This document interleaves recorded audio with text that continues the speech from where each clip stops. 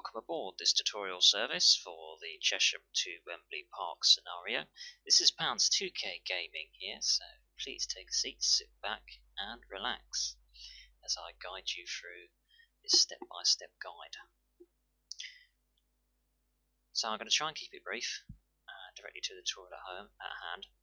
If you want to know more about this ongoing development, this project, then link in the description to my Uxbridge to Wembley Park tutorial / devblog sort of type thing, where I kind of talk through how I basically got to the end point in that video. So please feel free to check it out.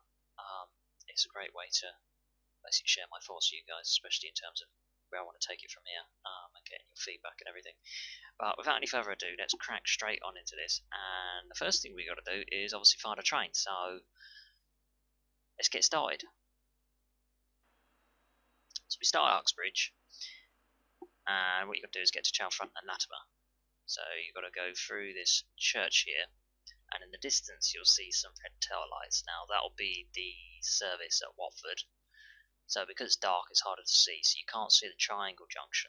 So just go all the way to Watford, where you got the train quite clearly. You can see it for miles. Cannot see it. You just cannot miss it, should I say. And then just follow it down to where all the branches intersect. So if you're going to go round by Moor Park, but instead of doing that, take a right. There'll then be an Amersham based service in the sidings just before Rickmansworth. Here's Rickmansworth here, and then if you look kind of in the distance, you'll see another set of tail lights. That will be your service sitting at Chalfront and Latimer, and I'll explain the reasons for that once we get going. So this is Chalfront and Latimer. This is going to be your train right here, so hop on straight into it and get yourself set up. Get yourself comfortable.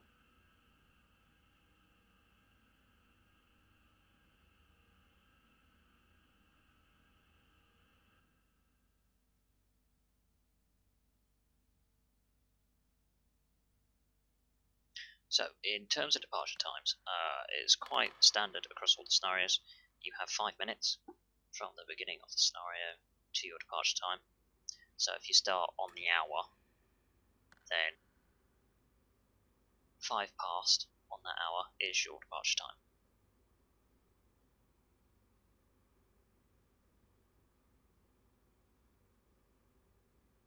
So on the computer system, your destination code is going to be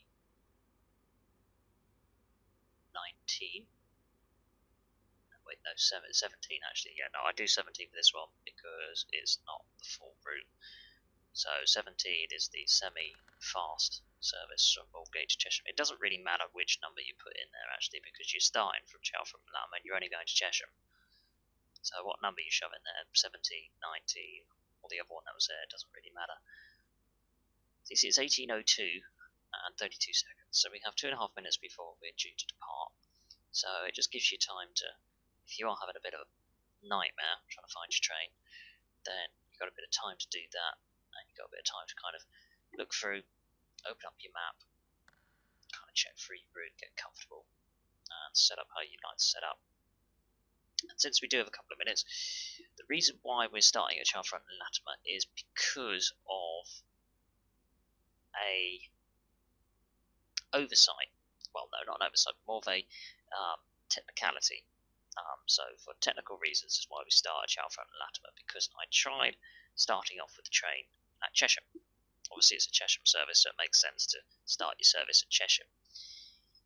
However, that would cause some problems between the customs signals and the simulator, because what would happen is the signalling at Chesham would work fine. You would depart your Chesham service all the way out, outbound leg, not a problem. And then on the inbound leg, when you then go past Chalfront and Latimer, and then you're on approach to Chesham, the approach signal to the station will be at danger, and it simply will not move. You can contact the line control until the cows come home. It will not change whatsoever. And there was no way of getting around it apart from actually forcefully trick-cocking the system and then going 10 miles an hour, and that isn't the most efficient way of doing it whatsoever, and that's putting you more behind schedule, and that just isn't any fun for anyone. So what I found was that the simulator was getting confused because the train was already in the station. The signal never actually recognised when the train left that signal, because the custom signal has been designed, to work as an underground signal. So you would have a train that would come past that signal would go red, and that train would go into the station. That signal would remain red until that train then changes ends and then goes past that signal again. Then that signal will then change back to is amber for when the next train approaches that station. And because the train was already loaded into the simulator already in the station, it was causing some form of confusion to the simulator, which is why we're starting at Chalfront and Latimer. So, with that all out of the way, started to get the ball rolling, and we're going to cross over past the signal to then enter the Chesham branch line. As you can see, it's 15 miles an hour through this section here. So we'll just bring it up to speed nice and slowly. It's not as if we're in any rush or anything.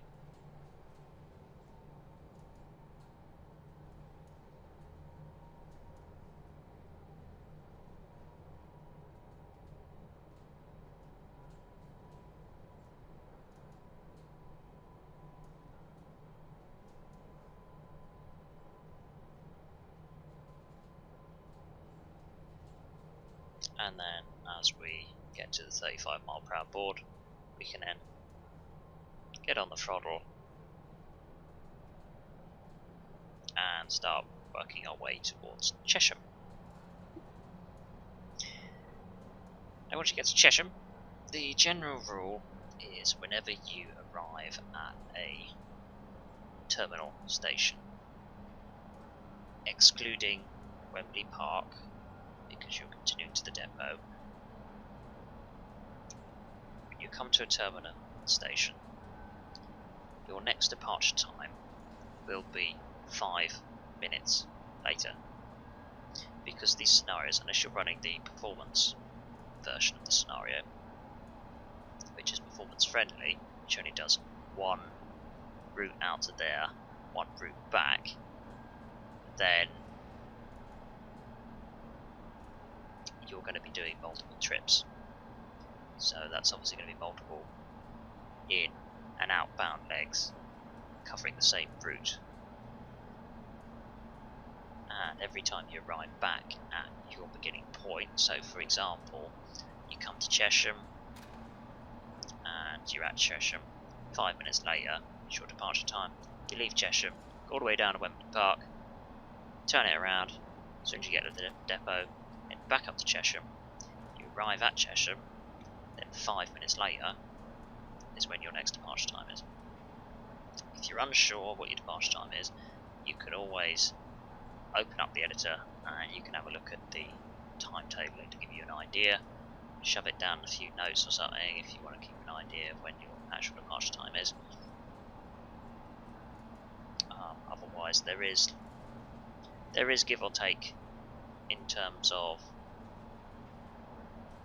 running a little behind schedule, running a little bit ahead of schedule, so you don't have to worry too much.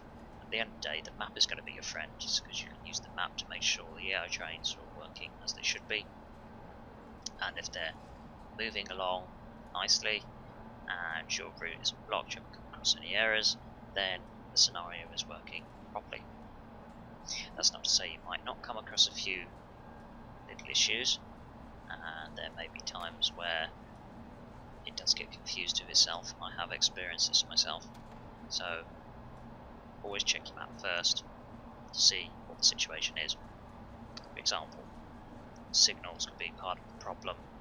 You might come across some red signals here and there, and the line could be clear when you double check. And if that is the case, then just get in contact with the line controller, tab it, or control tab it on your keyboard, depending which end of the train you're operating from, and then you'll be given the go-ahead from the line controller to proceed, or at least that's the desired outcome, and that tends to always happen, unless there's a reason for it not to do so.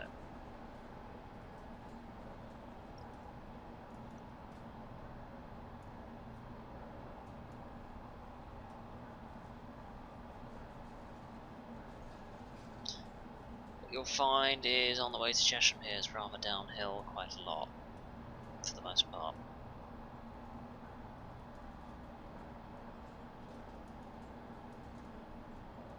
So you're kind of battling with it a bit, trying to keep it around its 35 mile an hour.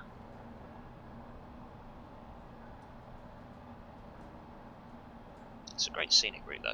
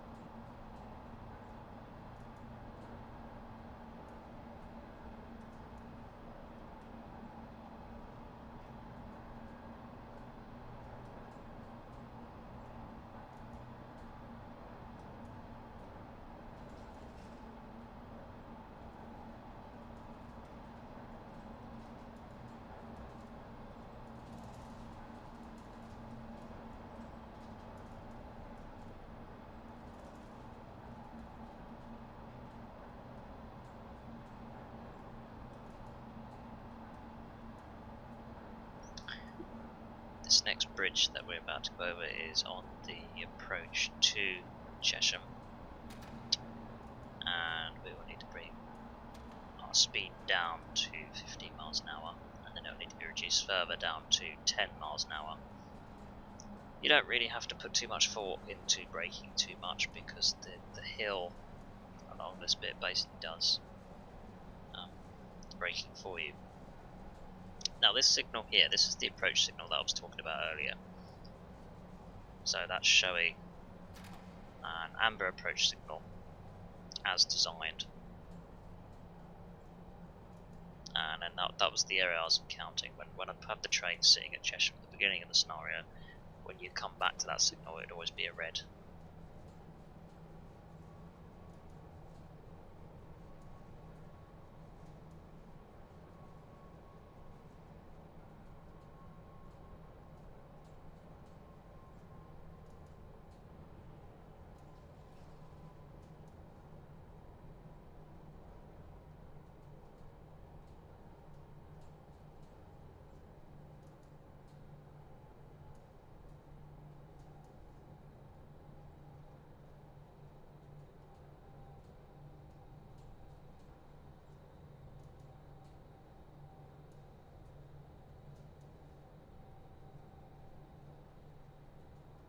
Do you know what? I'm looking at the passengers on the side, right? That's got to be the most extreme example of social distancing I've ever seen. I think they mistook the memo of 2 meters as being 20. Right, okay, so we'll just pull up right here, and then you can change ends.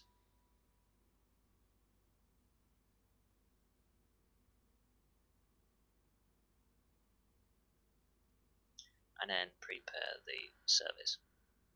This has been accelerated because I've taken 2 different takes. I've made a point of all of the tutorial videos.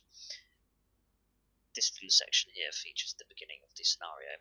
However, the main trip doesn't feature the beginning of the scenario. It actually features one of the other outbound legs to showcase the variety within the scenario. So it will not look exactly the same unless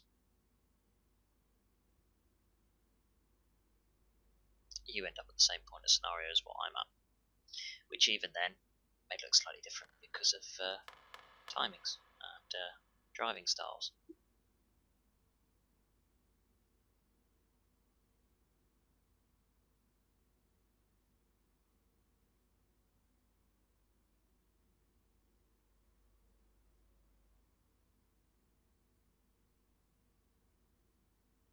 So destination code is 203, which is an all-gate fast Metropolitan line service from Chesham. Now it says non-stop at Wembley Park. Obviously we're terminating at Wembley Park, so this service is going to be stopping at Wembley Park, so you don't have to worry about that being incorrect on the system.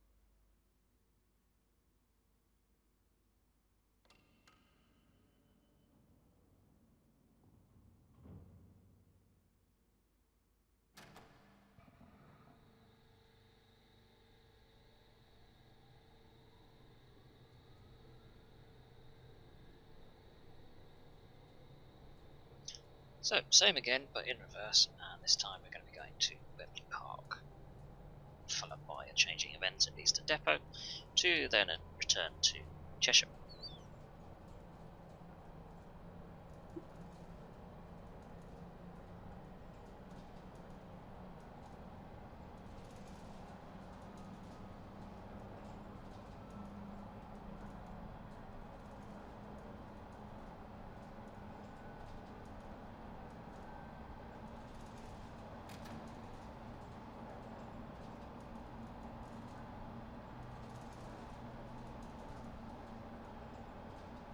I think what I will do is, in the description, I will also add the default departure times set for these scenarios. So if you are a little unsure of your departure times, then you can, if you're using the default times, then you can refer to that. So that's one less thing you have to search for in the editor as such.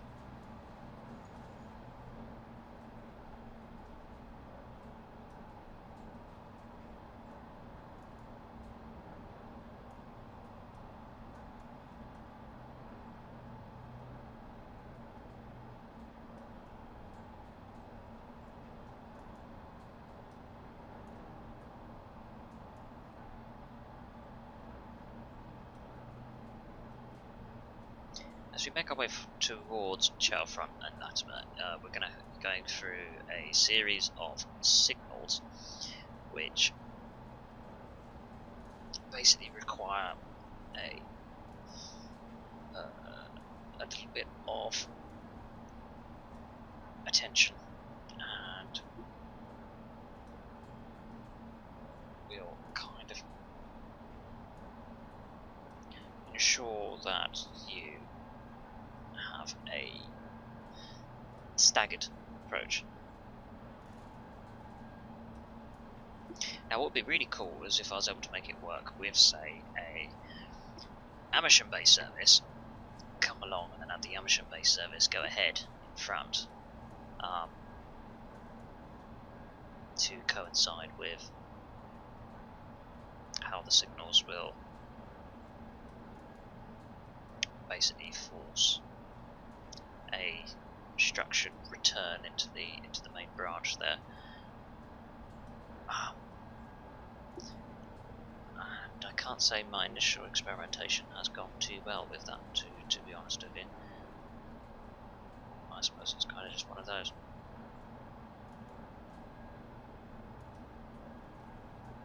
It's kind of one of those where the train simulator brain is a completely different brain that uses a different set of algorithmic logic to what logic would be used by a line controller based on an underground section of track. In the fact that the train simulator is very much pre-calculated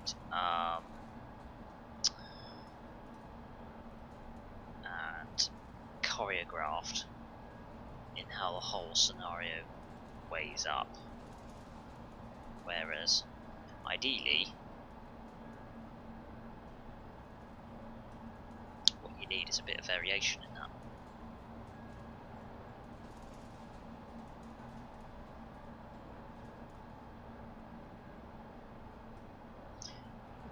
So after fighting all the way up the hill, you'll find you then start to increase a bit of speed. So you do need to basically keep your wits about you.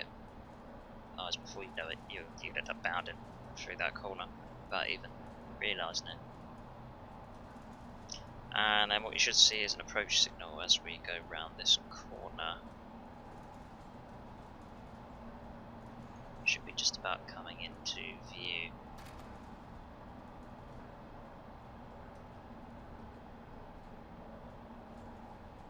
And there it is. So I wouldn't worry too much about that one.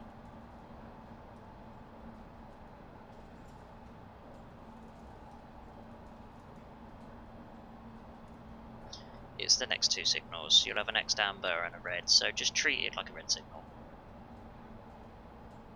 Because more often than not, I've always had to stop.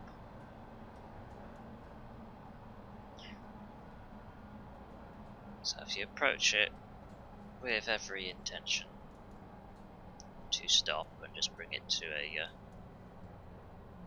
a controlled reduction of speed.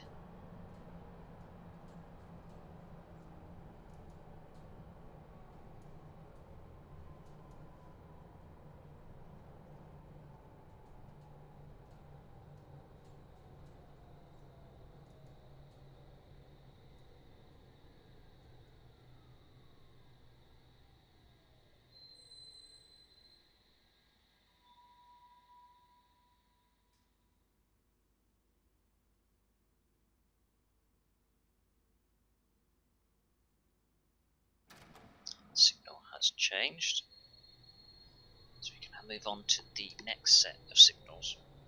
And the next set of signals are just before the intersection onto the main branch.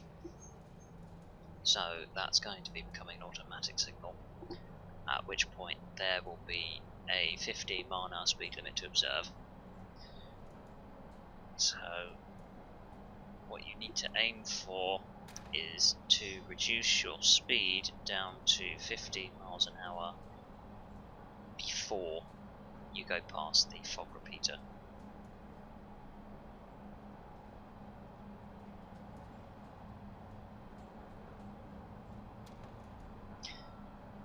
Although I don't always do that precisely. I think it's the long distance between the fog repeater and the main signal which gives you a little bit of leeway. But if you treat it like it's a normal red signal,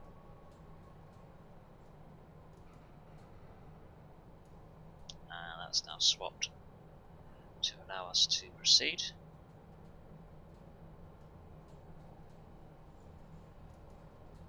It's also a bit of a downhill section, so you've got to kind of be careful.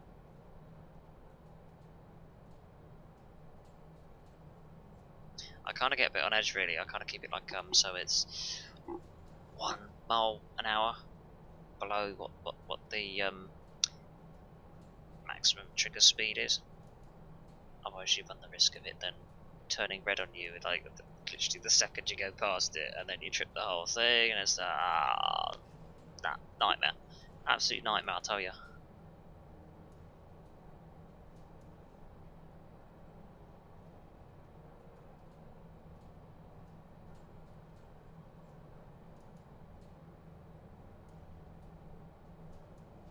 And in fact, speaking of trip cocking the whole system, there's something I simply have to mention. Let me just find it.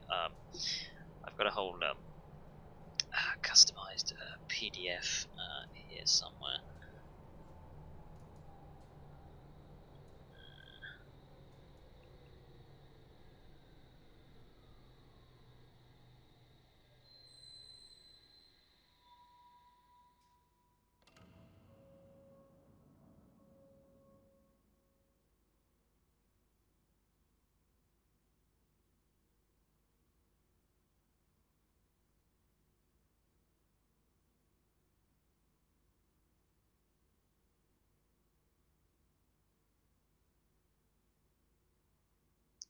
Right there, Watford one,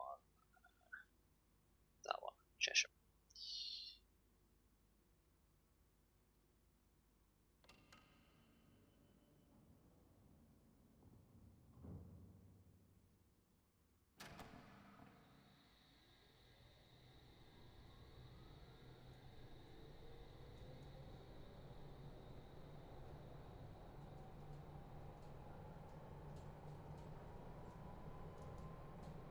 Right, here we go.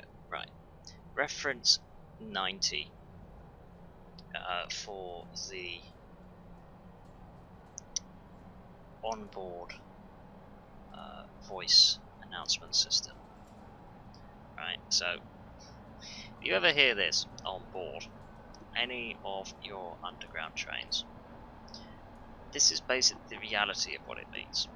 Right, so if I just quote this back to you, and it doesn't sound too bad, you can kind of see where the marketing department's got in on that, and it's kind of like, right, okay, that's nice.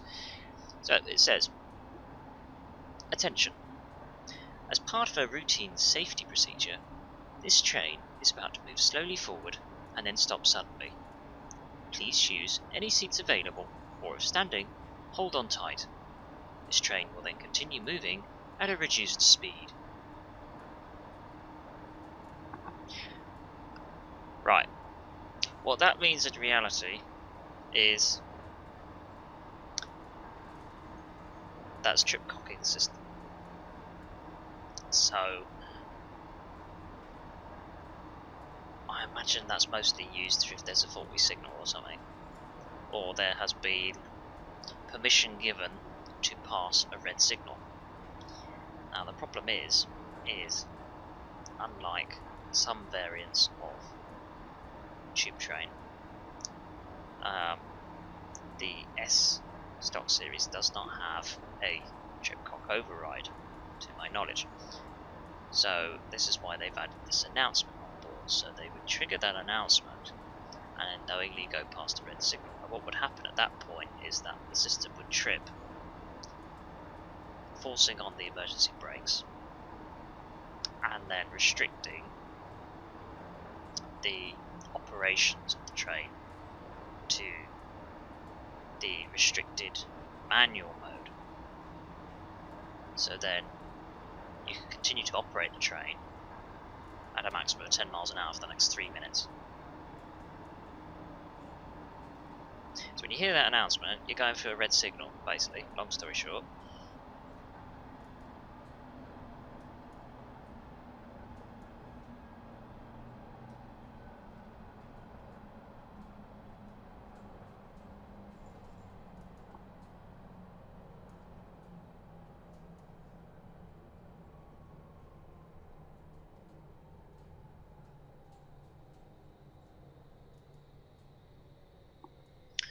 then if anyone's wondering where I got this from,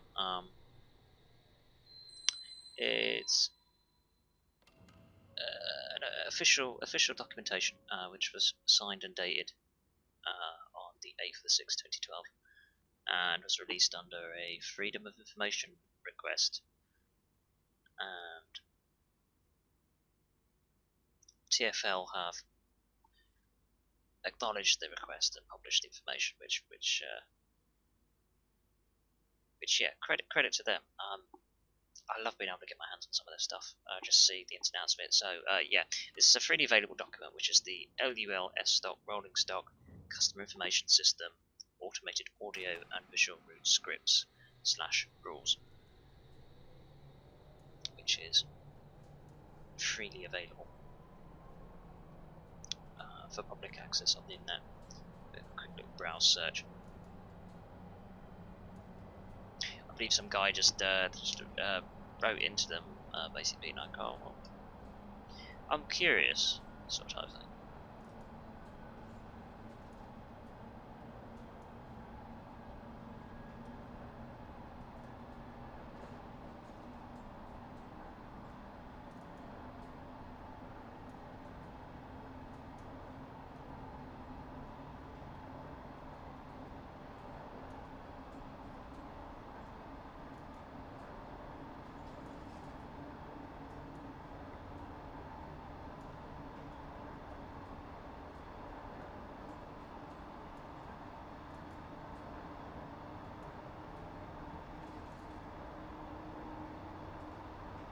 It's a really nice open bit of track. It's probably also worth noting when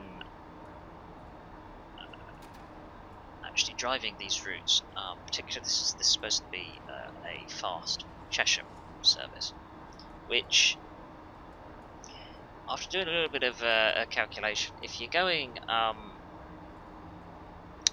one way, then yes, it is a fast service. That's 100% correct. I should probably also just make a point about the whistle boards, because I haven't pointed out in this video. I've done it in the previous one. If it's general rule, if it's dark outside, whistle boards become invalid, basically, unless there's some sort of restriction where there's a need to obviously whistle. Otherwise, yeah, you don't have to worry about whistle boards at night. As you go past this signal, you need to start braking and reduce your speed down to 25 miles per hour.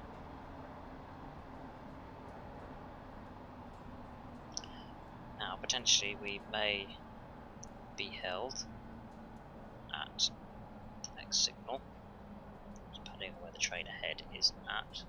Well, I would have thought it's probably already left Rickmansworth, which is where we're coming into now.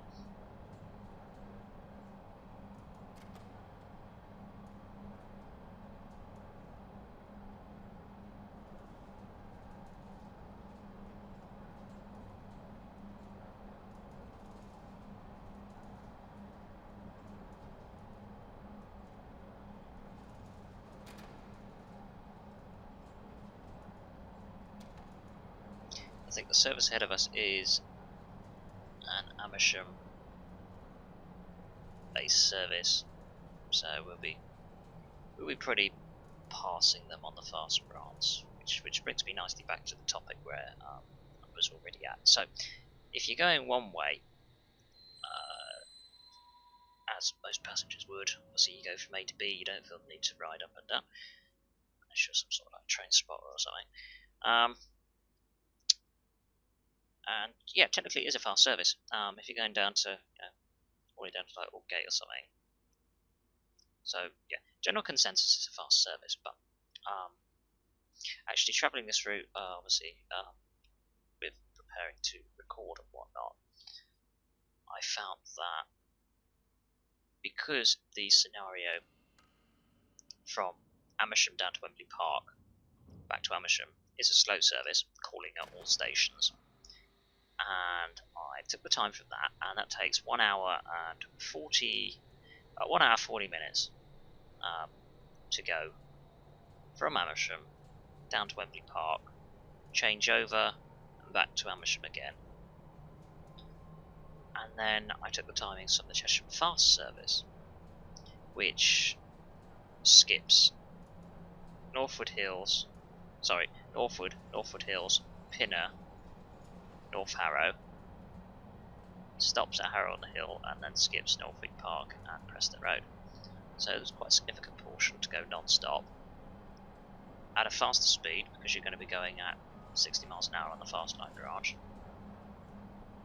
which is why at this point here you pass the 50 mile an hour sign, go all the way up to 50 mile an hour, 50 mile per hour, because you're going to be given a 60 miles per hour. Because you're staying on the fast branch, you're not going to be changing over to the slow branch.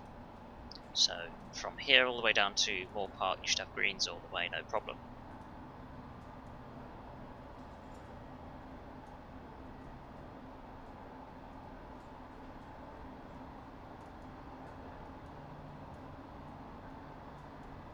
It should be just to the left. There we go, there's the 60 mile an hour board. And then from here it's 60 miles an hour all the way down the fast branch. So yeah, so I then took the timings on the Chesham, going from Chesham down to Wembley Park, fast service, change ends, and back to Chesham. And you could probably argue the additional off branch from Chalfront Latimer to Chesham is probably slightly longer by a couple of minutes than what it would be to Amersham. Yeah, fair enough. My main point is, just because the Chesham is a fast service, don't then consider that to be a fast scenario, because you're only going to save 10 minutes.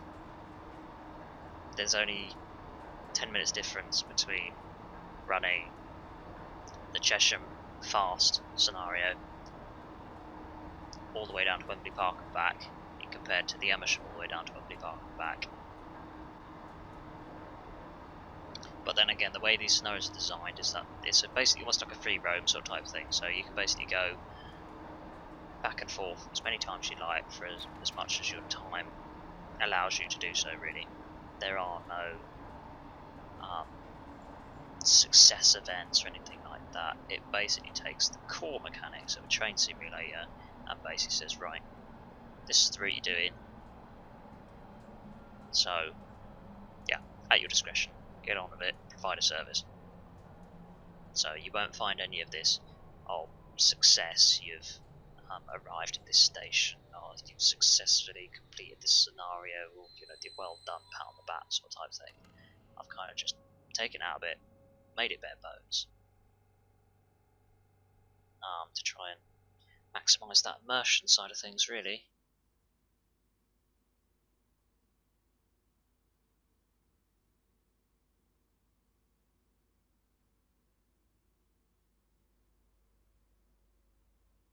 And then if I am speaking about comparing scenarios, then it's probably worth noting that the Chesham to Wembley Park service, while in theory is probably the easiest service, technically is one of the most difficult service. So it's one of the more difficult scenarios, even though you're servicing less stations. And that's unfortunately due to a limitation, which I will explain later. And yeah, if you guys have any ideas or any solutions to that, then please, by all means, let me know about it, because it's kind of a bit of a bugbear, as you'll see later on. But for now, we're just going to work our way down to Harrow on the Hill. And I love this section. I'm not going to lie, I do like this section. I love stopping and starting much as the next guy, but to actually just have a nice little stretch of track where you just get it up to 60 miles an hour and just kind of just watch the world go by, it's fantastic. Wow, belies everyone else, like this poor guy here, who's calling at all stations. I was trying to read the sideboard there, see if I could suss out where he's going. I failed miserably, as you can probably tell. No idea. Well, I know he isn't going to Chesham, that's for sure, so it's either going to be Watford or Amersham, so place your bets. Your guess is as good as mine.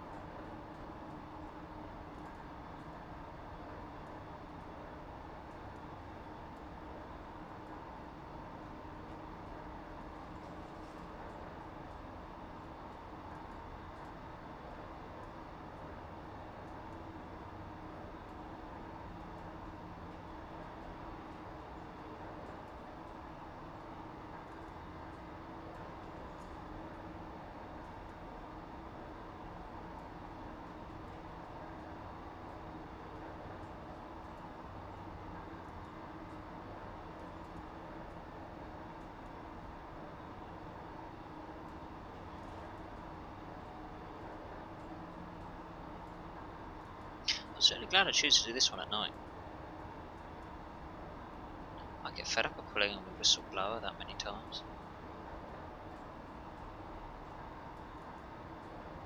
I also there's reason to have that many whistle boards so close together, but that's quite a few whistle boards close together.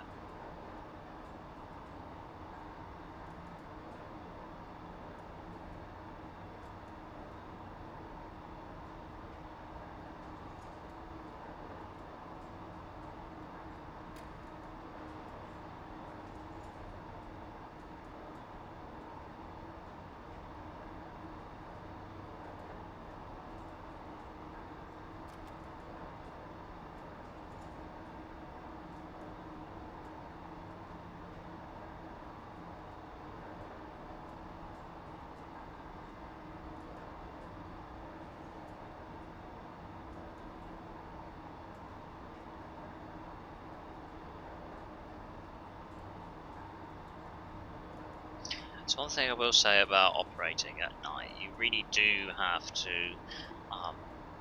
look in fine detail the signals you're looking at, especially when you're going around corners, because you can quite easily get confused as which signals are your signals, and which ones are the ones on the other track.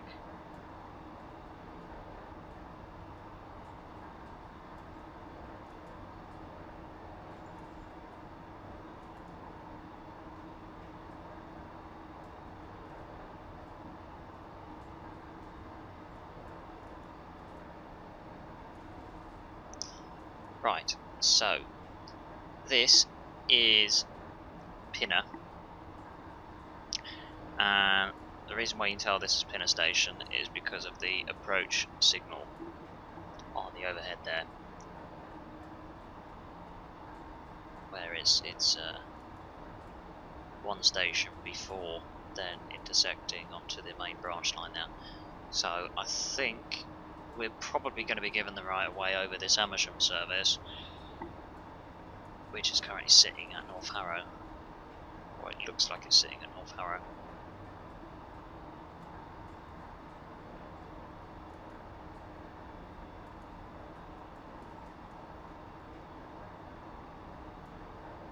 Oh, I don't know, it could be anyone's game, to be honest with you.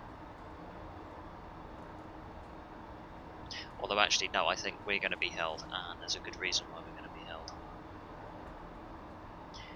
So as we come to our fog repeater here, I tend to come off the power and get ready to stop. And I'm still trying to work on this signal for a reason, right? So it's an automatic signal. So usually you'd want to slow down to below the set speed before the fog repeater. But what you want to do is make sure that you are above 20 miles an hour as you go past the fog repeater. Otherwise, the system doesn't like it. It comes up with a bit of a it will end up confusing the whole thing.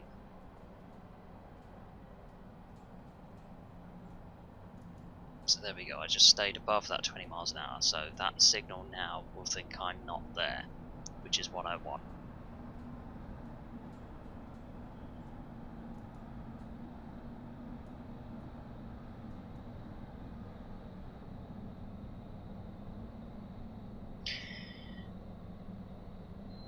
So slow service has been allowed to go because obviously the crossing train on the other side. So, yeah, so we've also been held because obviously the opposite train in the other direction would have been blocking our path as well, so it makes sense to hold us here for the time being. Now, because we haven't registered the signal, Juliet Bravo 45, we're going to have to ask the line controller manually. So if you give it about a minute to make sure there's enough time for the trains to go through relevant signals, then you want to do Control Tab, because we're operating from the opposite end, and the signal will now show the white lights on top. It will still show red.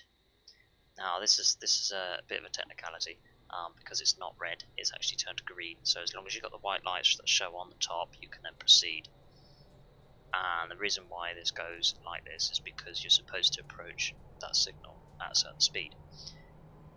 But if you do approach that at a certain speed, what I found is at the moment, because of the way the scheduling is, it looks perfect having those trains go past at that particular moment in time. It works great. But if you activate the signal as you should activate the signal,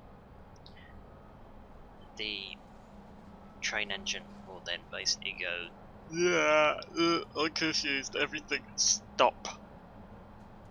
I'm not joking, everything stops, and you will not get any movement out of any of the AI trains or anything. So that's why you kind of come in a bit heavier.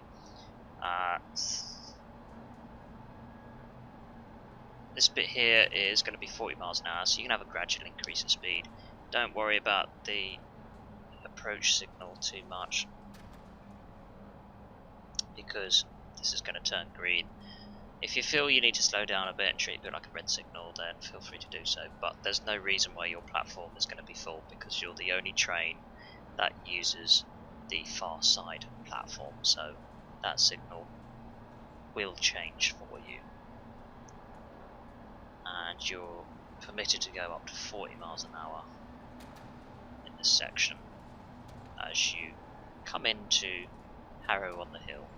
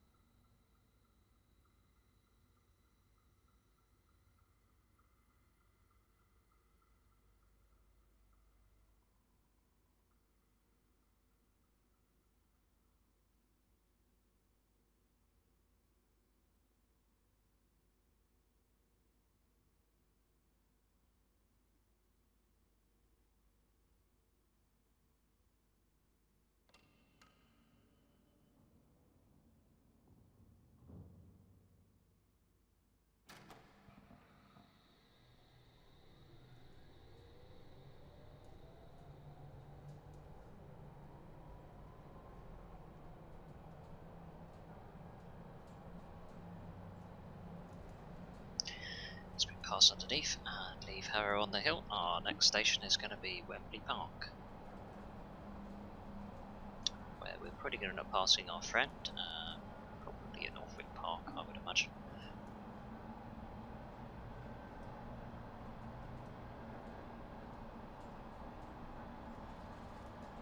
Past the 60-mile-an-hour board.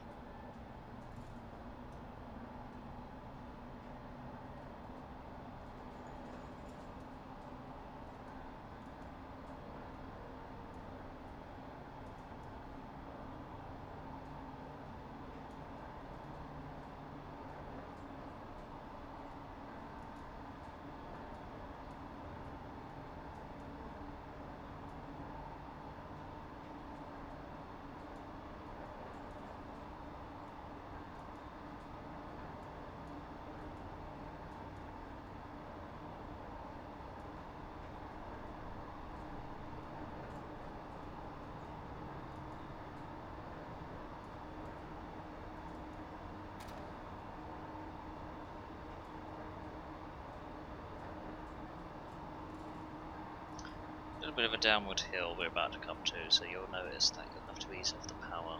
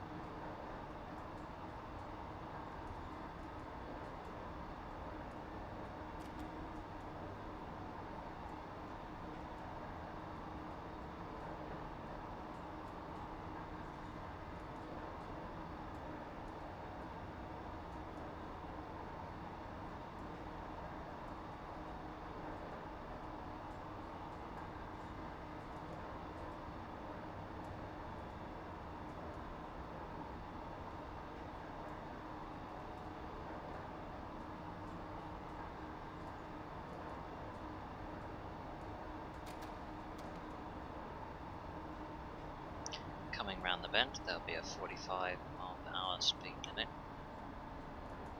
So we'll just ease on a little bit of braking and then prepare to come into the station.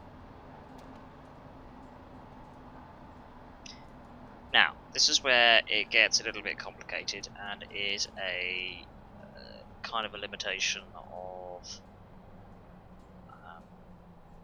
the simulator. I haven't been able to get this to work at the moment, so for some reason you can see the depot signal is at danger and it will not change for the life of me, no matter what I do, right?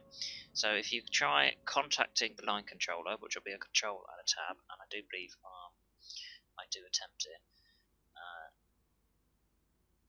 right, what I would advise you do is turn on some cab lights so you can see what you're doing. I can't even find the switch, so that's a fantastic start. No, down a bit. No, that's the radio. Down a bit, No, right a bit. No, down. No, you ain't got to open now. No, you want to go down a bit. No, you've gone too far. No, there we go. Right, let's put a bit of light on the subject. So, it says I'm approved to continue, but it doesn't register that signal, so we're going to trip cock. There we go. So we trip cock the system, and you've got to do that, at which point you've got to reset the system, put it into restricted manual mode. You then got to disengage the handle to get the train brake to release, and then you can continue going at 10 miles an hour. So that announcement I read out earlier comes true at that particular point, to be honest with you. And if anyone has any fixes or suggestions or ideas on how to deal with that, I'll just double check in the map to make sure I'm cleared to proceed. You can see the purple line goes all the way into the Eastern Depot, so there is nothing ahead of me or behind me that should stop me from being able to continue on my way. So always double check that on the map, just double check it, make sure there's nothing in the way. If there isn't, trip cock the system and then continue on, because there is absolutely no way of getting that particular signal to change.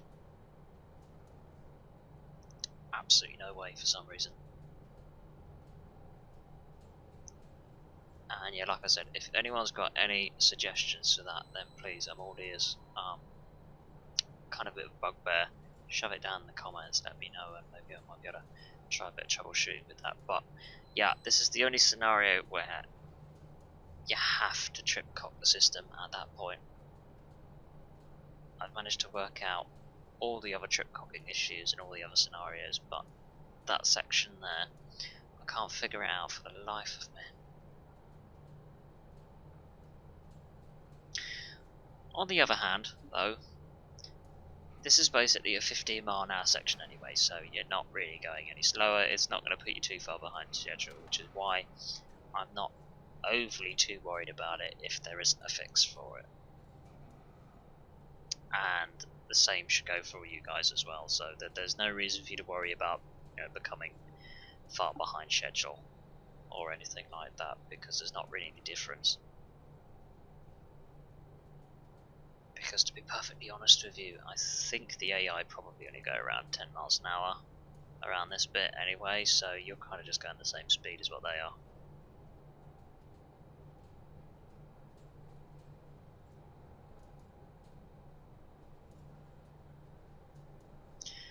So in terms of being able to proceed under normal mode again, the upcoming depot signal, which has cleared us to proceed into the depot, if you stop just before that signal, then that's when the system resets itself.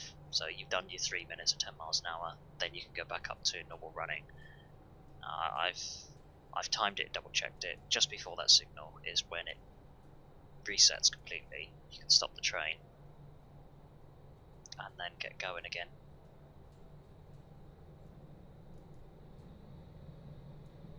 Which is what I'm doing now. I'm just doing it a bit more gradually.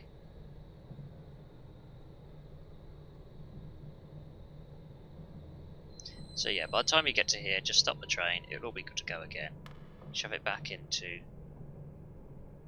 the full manual mode, and then you get back up moving again, straight up to 15, back into your Eastern depot, and then change your ends to then do the return service.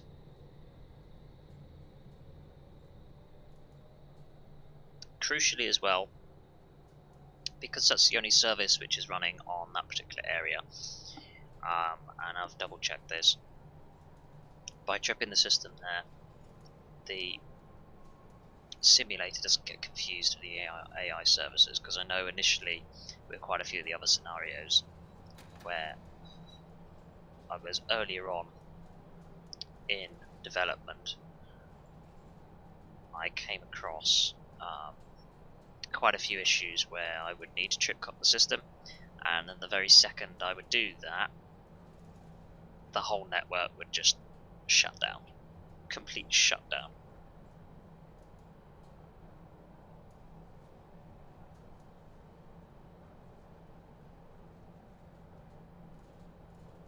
Which isn't everything these days.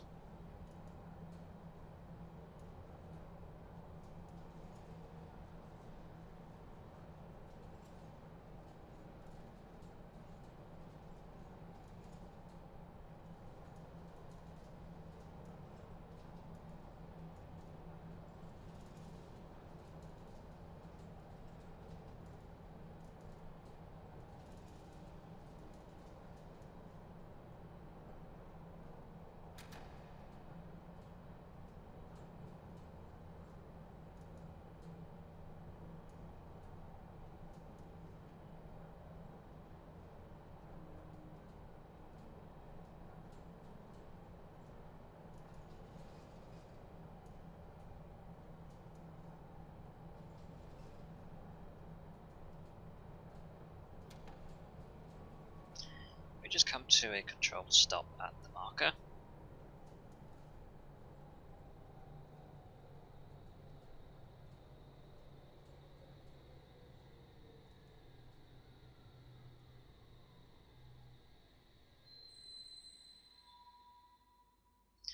And then change ends, and then return our journey back up to Chesham.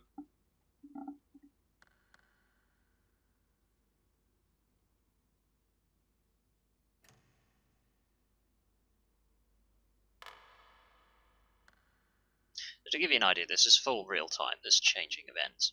So you don't have to wait around for 5 minutes or whatsoever, it's just as soon as you change around, get going again. Or at least that's the principle behind it. The sooner you can get in and out to go back again, the better.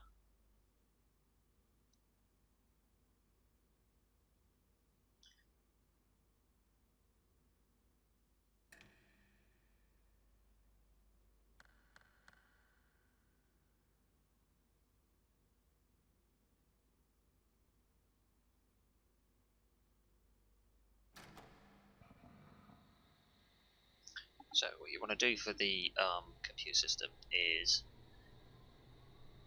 unlike what I just did, don't do code 17. You want to input code 19 to be a full fast service. You want to be a fast service Metropolitan line train to Chesham. What I did just then was input the same as if I was at the beginning of the scenario back at Chalfront Latimer, where it really didn't matter. I think it was quite late when I was recording this, so. Yeah. Yeah. You want to input the 19, you want to be a fast service, because the semi-fast service basically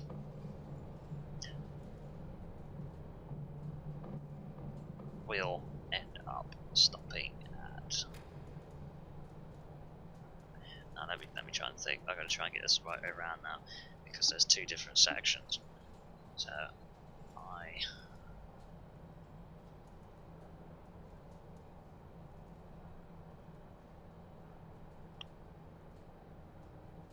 it's testing my memory. I'm going to put my money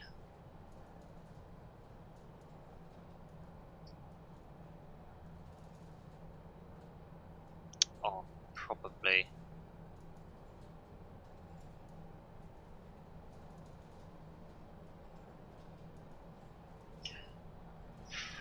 stopping at Preston Road in Wembley Park.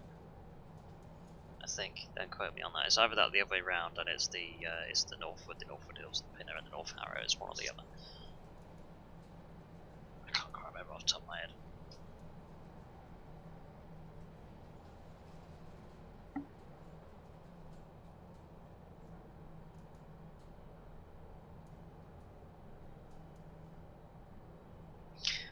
Again, I'd need to check that really, considering I didn't use any semi-fast services with any of these scenarios, so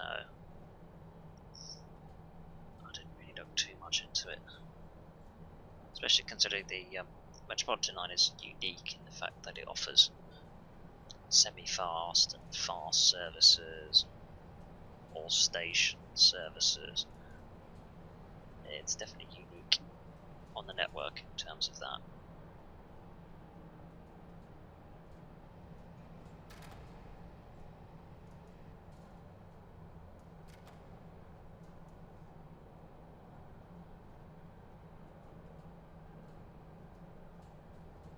So, I've said in all the previous videos, these depot signals here, if they are at danger, there's a reason for them to be at danger, in the fact there'll be a train ahead of the platform.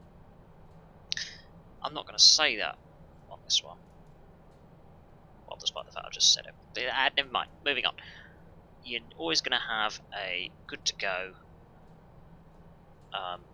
effectively a green signal, because we're going to platform 1. And platform 1 is only used by this Chesham service, so there is no reason whatsoever for any of those signals to be showing anything other than you're good to go, keep going.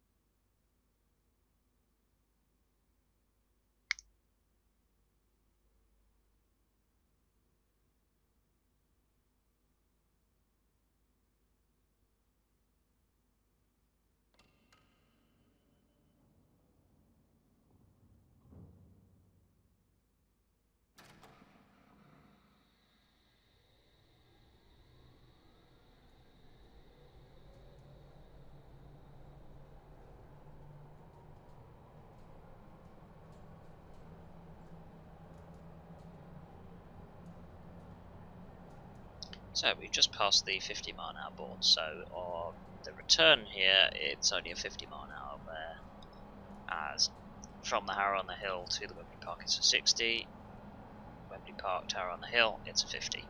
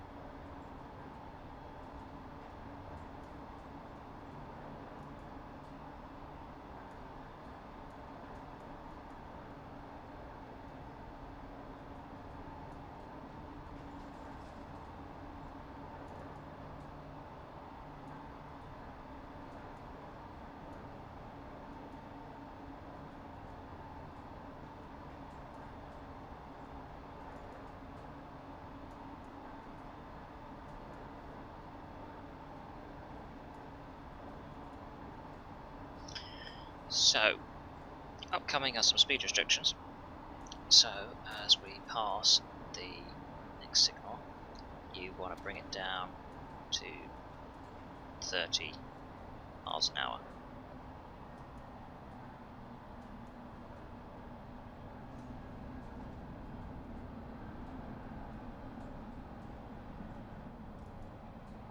There you can have a nice controlled reduction in speed for the time you go past the 30 board. You can ignore the 20 board because we're not turning off at all. So you'll be able to come in nicely at 30 for this station.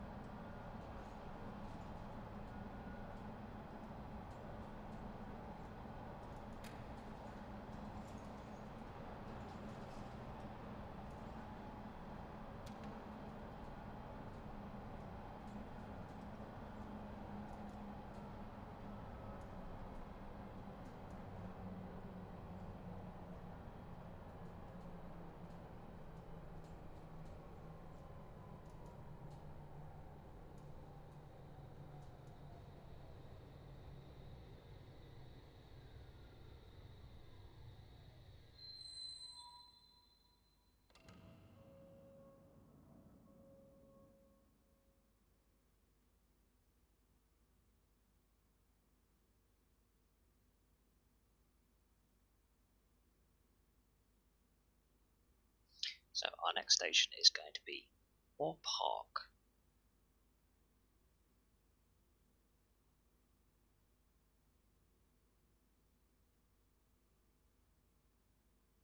So once again we're going to have to join onto the fast branch.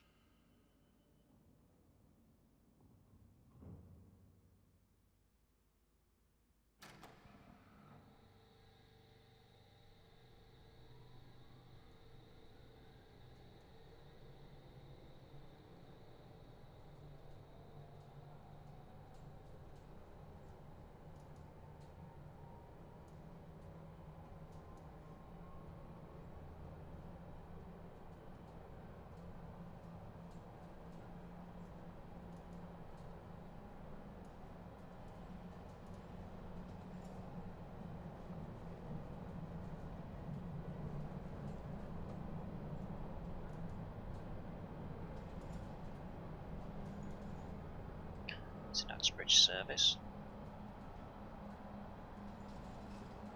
Right, okay, so right, it's going to be one of those. Right, if you see an approach signal here, the light ahead is likely going to be a red, as you can see with the fog repeater. Now, this was actually a new one, actually. So I've reduced speed to 50 miles an hour. You can cross over at 20. I've never actually had a problem with this signal before. As you can see, it's red, which is a bit of a problem. So if you come to a stop and then contact the line controller, because there's no reason why you shouldn't be able to go through. If you tab to contact the line controller, I think I gave it about a minute just to see if the signal would correct itself, which it didn't. So what you're going to do is contact the line controller. That will then flick it. As you can see, the white lights have come on. Ignore the red now, and now you're clear to proceed. 20 miles an hour on the crossover. Now usually that signal tends to be green, in which case, if you do have a green signal, what you want to do is the fog repeater before it, you want to then start slowing down at that point from 30 miles an hour down to 20. You can have a gradual slowdown because the speed board is all the way down here. Yeah, you see 20 going off to the left.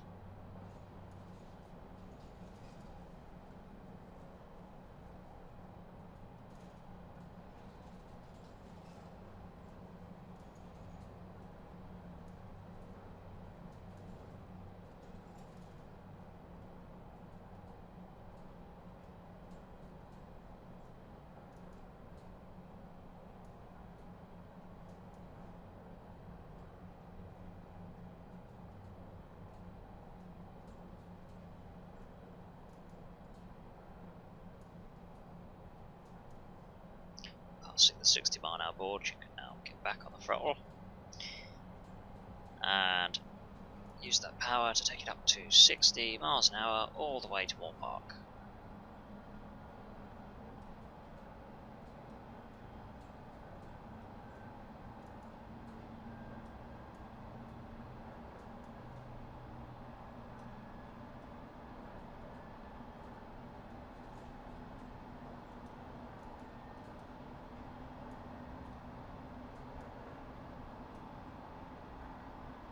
Feels a little bit slower on the return here. The reason for that is because you're going on a slight inkling, so it's a little bit harder to maintain 60 miles an hour. It's certainly a lot slower getting to 60 miles an hour.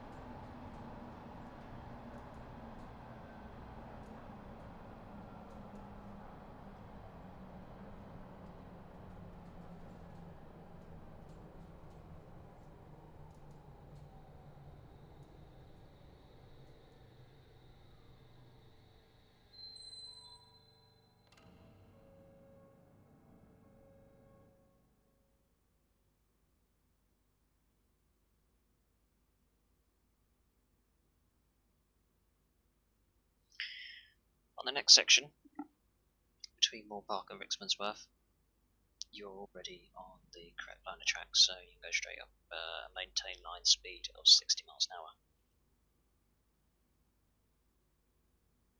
You should have no problems with any signals.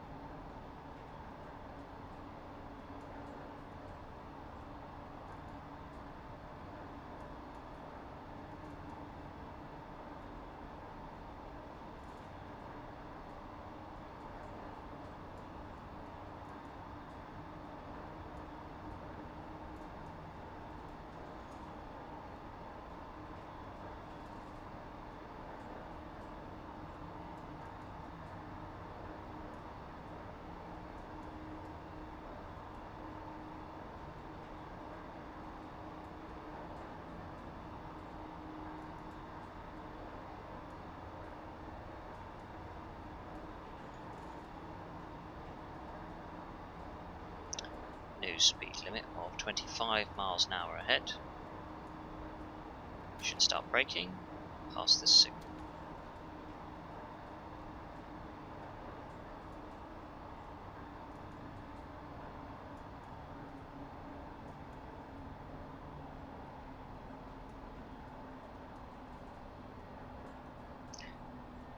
Pops out just round the corner.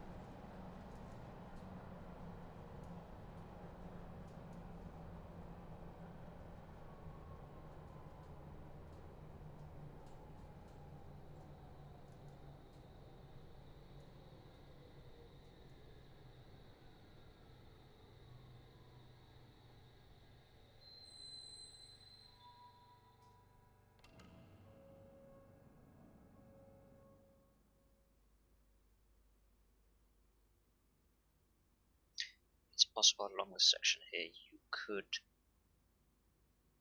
at some points in the scenario, have a train ahead of you, at which point you would probably be seeing quite a bit of approach signalling. That doesn't necessarily mean you need to stop, however you should be prepared to stop.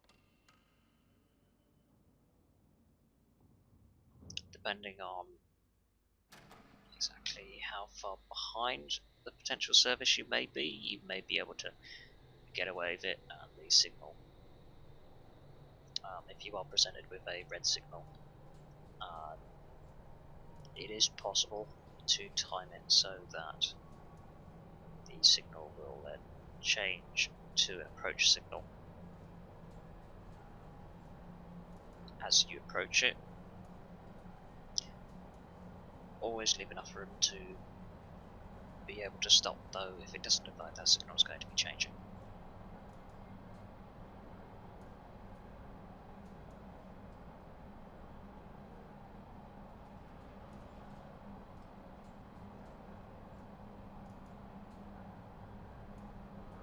Line speed returns to 60 miles per hour.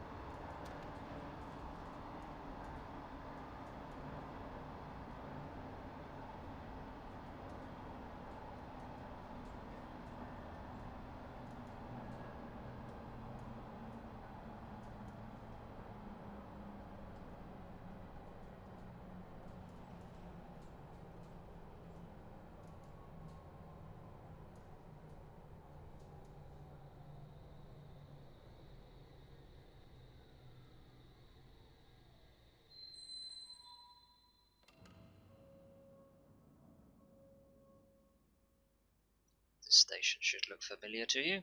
This is Chalfront and Latimer.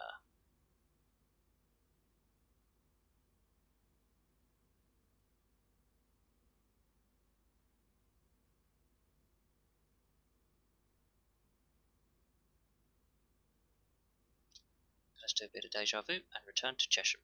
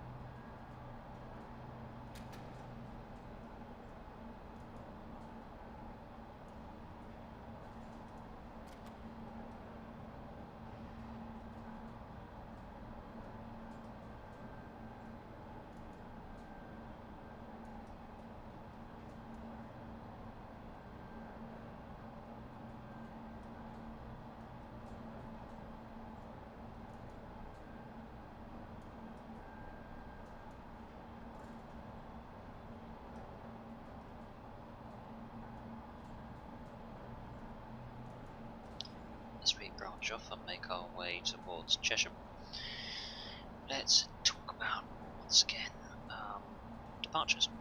So if you are coming to the end of scenario, or you're done with the scenario and you're ready to call it a day, then just end your train up as normal and just exit the scenario. If you're going to be changing ends and continuing on, then change ends, and your departure time will be 5 minutes after your arrival.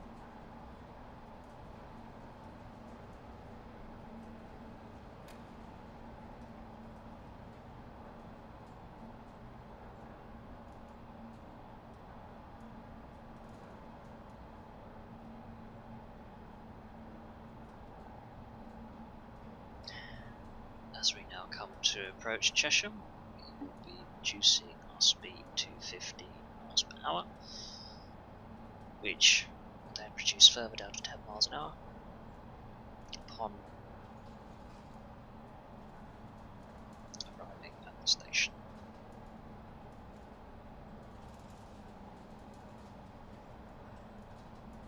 I suppose this is the perfect time to point out that this is going to be the end of the tutorial, and thank you for joining me and coming along for the ride. I hope you enjoyed it, and ultimately I hope you found it helpful.